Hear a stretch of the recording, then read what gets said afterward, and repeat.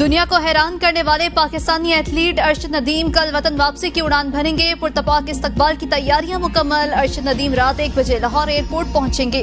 अरशद नदीम को एयरपोर्ट से वजीर खेल लेने जाएंगे। वजीर खेल की जानिब से बड़ी इनामी रकम का भी ऐलान एयरपोर्ट पर किया जाएगा। डबल डेकर बस पर अरशद नदीम शहर लाहौर की गलियों कूचों में घुमाया जाएगा।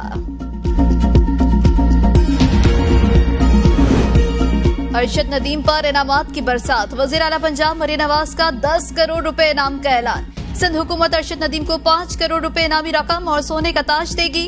गवर्नर सिंध कामरान टेसूरी ने भी 10 लाख रुपए देने का ऐलान कर दिया।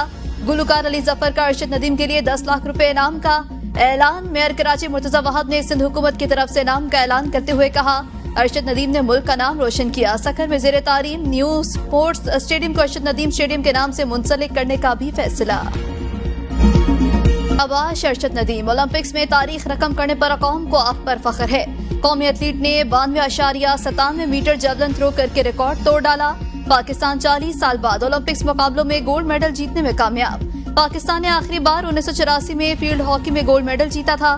फख्रे पाकिस्तान, अरशद नदीम ओलंपिक्स में इंफरादी गोल्ड मेडल जीतने वाले पहले पाकिस्तानी बन गए। कौमी एथलीट ने आखिरी थ्रो 91.79 मीटर फेंकी। अरशद नदीम ओलंपिक्स में दोबारा 91 मीटर से ज्यादा थ्रो फेंकने वाले पहले एथलीट बन गए। गोल्ड मेडल जीतने पर अरशद नदीम की खुशी से आंखें अश्कबार सजदारेज हो गए। कौमी असम्बली में कौमी एथलीट अरशद नदीम को खराज तहसीन पेश करने की करारदाद कसरत राय से मंजूर। करारदाद वफाकी वजीर आजम नज़ीर तारड़ ने पेश की। करारदाद में अरशद नदीम को मुबारकबाद पेश मुतालबा किया गया। अरशद नदीम को सिविल अवार्ड से नवाजा जाए। बिलावल भुट्टो बोले, पूरे कौम इनकी जीत को सराहती है और फख्र करती है। मैं पूरे कौम और ऐवान की तरफ से अरशद नदीम को मुबारकबाद देता हूँ। उन्होंने अपनी मेहनत के नतीजे में नामुमकिन को मुमकिन कर दिखाया। वजीर दिफा ख्वाजा आसिफ ने ऐवान में इज़हार ख्याल करते हुए कहा, पाकिस्तान के लिए आज फख्र का दिन। अरशद नदीम ने कौम का सर बुलंद किया। 3 दहाइयों के बाद पाकिस्तान को ओलंपिक्स में गोल्ड मेडल मिला है। दुआ है ये रिदम बरकरार रहे। ओपोजिशन लीडर उमर अयूब खान की भी अरशद नदीम को मुबारकबाद। कहा, अरशद नदीम ने पाकिस्तान का सर फख्र से बुलंद किया। अरशद नदीम का सही मिसाली इस्तकबाल होना चाहिए। शाजिया मरी ने कहा, अरशद नदीम ने यौम आज़ादी की खुशियों को दुगना कर दिया। मुस्तफा कमाल, अरशद नदीम ने गोल्ड मेडल हासिल करके मुल्क का नाम रोशन किया। अरशद नदीम की तारीखी कामयाबी पर सदर ममलिकत वज़ीर आज़म Shahbaz Sharif, chairman joint chief of staff committee, army chief Syed Asim Munir, वफाकी वज़रा और हर तबका फिक्र की मुबारकबाद। सदर जरदारी ने कहा, अरशद नदीम ने कौम का सर फख्र से बुलंद कर दिया। साबिक वज़ीर आज़म राजा परवेज अशरफ ने मुबारकबाद के पैगाम में कहा, अरशद नदीम की मेहनत और अज़्म ने दुनिया भर में पाकिस्तान का नाम रोशन किया। वफाकी वज़ीर इत्तलात अता तारड़ कहते हैं, अरशद नदीम का फ़कीदुल मिसाल इस्तकबाल होगा। Army chief general Asim Munir से मस्जिद नबी के इमाम की मुलाकात। बाहमी दिलचस्पी के उमूर पर तबादला ख्याल। ISPR के मुताबिक army chief general Asim Munir ने मौजूद मेहमान का खैर मकदम किया। आर्मी चीफ ने कहा कि मस्जिद नबी सल्लल्लाहु अलैहि वसल्लम के इमाम की आमद पाकिस्तानी अवाम के लिए एजाज की बात है। इमाम मस्जिद नबी सल्लल्लाहु अलैहि वसल्लम ने कहा कि पाकिस्तान के मुस्लिम दुनिया में अहम तरीन मकाम है। खित्ते में क़याम अमन के लिए पाकिस्तान का किरदार मिसाली है। दोनों रहनुमाओं ने पाक सऊदी ताल्लुकात पर इत्मीनान का इजहार किया। इमाम मस्जिद नबी ने उम्मत मुस्लिमा के आम इस्तेहकाम और इत्तेहाद के लिए दुआ भी की। इमाम मस्जिद नबी की फैसल मस्जिद में नमाज जुम्मा की इमामत। फैसल मस्जिद के बाहर सिक्योरिटी के सख्त इंतजामात। ज़िला इंतजामिया की जानिब से नमाज जुम्मा के लिए खुसूसी इंतजामात। मुल्क में नफरत की सियासत अरूज पर। एक इदारा बार बार पार्लियामान में मुदाखलत कर रहा है। बिलावल भुट्टो जरदारी का कौमी असम्बली में इजहार ख्याल। कहा, ऐसी सियासी तकसीम तारीख में कभी नहीं देखी। नफरत और तकसीम की सियासत की वजह से अवाम महंगाई, बेरोजगारी और गुर्बत का शिकार है। टीवी पर दिन रात एक दूसरे को बुरा भला कहा जाता है। हम कह रहे होते हैं वो चोर है, हम गद्दार नहीं वो गद्दार है। हमें ये लड़ाइयाँ सियासत के दायरे में रहकर लड़ना होंगी। बांग्लादेश के हालात बहुत गौर से देख रहे हैं। बांग्लादेश में जो एहतजाज शुरू हुआ वो फौज में शहीद अफराद के कोटे पर हुआ। हसीना वाजिद को ओहदा छोड़ना पड़ा। पूरे रीजन में सूरत हाल को देखकर सोचना चाहिए कि असल मसाइल को देखें। इस वक्त इदारों के दरमियान फासला नजर आ रहा है। लॉ एंड ऑर्डर की सूरत हाल मुल्क के चारों कोने में मुश्किल होती जा रही है, लेकिन हम ऐवान में मुत्तफिक राय नहीं बना सकते।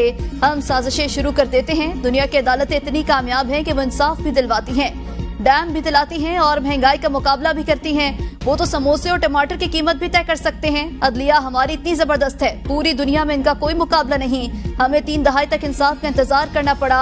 आखिर अदलिया ने जुल्फिकार अली भुट्टो को इस हद तक इंसाफ दिया कि हाँ, उनको सही इंसाफ नहीं दिया गया। साथ कहते हैं कि इस हवाले से हम तारीख को दुरुस्त करने के लिए कोई कदम नहीं उठा सकते।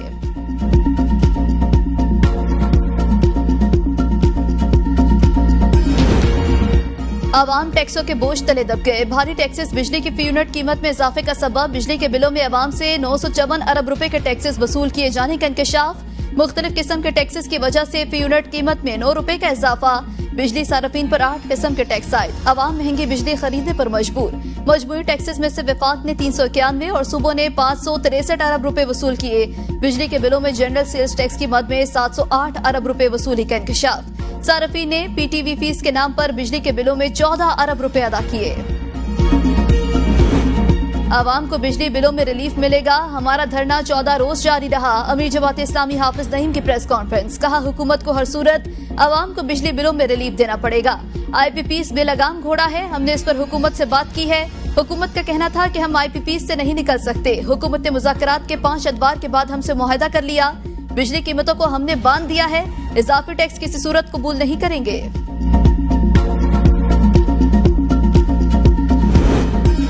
जमात इस्लामी का इस्लामाबाद हाईवे पर जलसा। मरी रोड फैजाबाद पर कंटेनर लगाकर बंद। ट्रैफिक को डबल रोड से 9th एवेन्यू पर डाइवर्ट कर दिया गया। मरी रोड बंद किए जाने पर डबल रोड शमसाबाद और 6th रोड पर गाड़ियों की लंबी लाइनें लग गईं। मेट्रो बस मुकम्मल तौर पर बंद। जिला इंतजामिया की जानिब से शहर इक़्तिदार में दफा 44 का निफाज।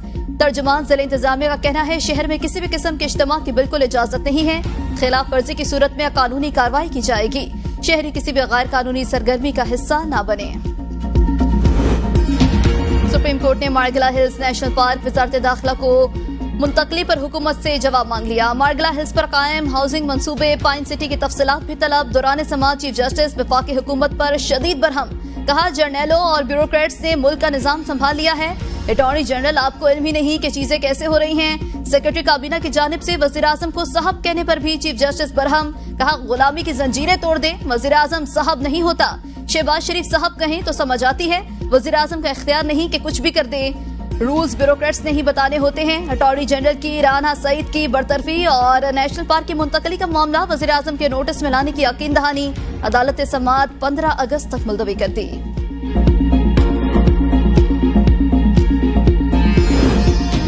और पीटीआई के इस्लामाबाद में जलसे की इजाजत का मामला। पीटीआई को 22 अगस्त की इजाजत दे दी गई। जिला इंतजामिया ने इस्लामाबाद हाई कोर्ट को आगाह कर दिया। जस्टिस अरबाब मोहम्मद ताहिर ने पीटीआई रहनुमा आमिर मुगल की दरख्वास्त पर समाअत की। स्टेट काउंसिल ने बताया कि इंतजामिया की जानिब से 22 अगस्त को तरनोल में जलसा करने की इजाजत दी गई है। पीटीआई वकील शेब शाहीन ने बताया कि हम जलसा 22 अगस्त को ही कर लेंगे, लेकिन मकाम तब्दील कर दिया जाए। तरनोल के बजाय F9 पार्क या कश्मीर हाईवे पर जलसे की इजाजत दी जाए। अदालत ने फरीकैन को नोटिस जारी करते हुए जवाब तलब कर लिया। अदालत ने दरख्वास्त पर मजीद समाअत आइंदा हफ्ते के लिए मुलतवी कर दी।